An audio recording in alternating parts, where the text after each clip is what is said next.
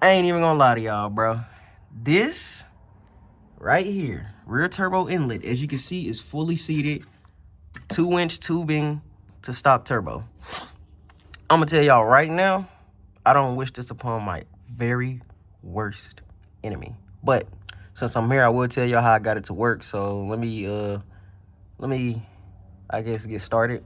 So what you're going to do is grease this whole elbow all the way up until you get to the 2 outlets up there for the connection for the sensor, and I forgot the other thing that connects to the valve cover. But grease this with Vaseline all the way down. Vaseline, and I used PB Blaster, but WD-40 works good. You want to lubricant the areas around it and have the actual inlet Vaselined out. Now, once you get it all the way down here to where it's stuck, now you can do 2 things. What I did was I took, where is it? Because this is going to be your best friend down here. Vice grip. Get you some vice grips and get the end of get the open end and bite onto it. And you're going to slowly pull it down. You're going to pull it that way. And then once you pull it that way, you're going to start pulling it down.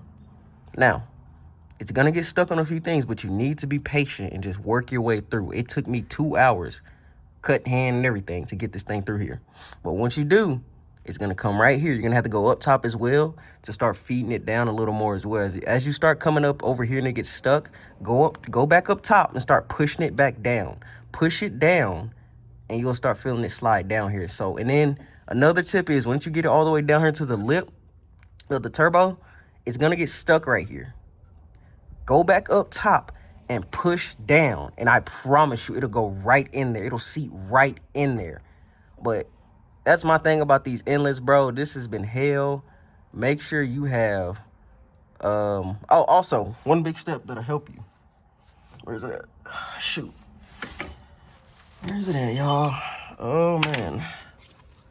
Uh-oh. Give me a second, y'all. I done messed around to move so much stuff out the way.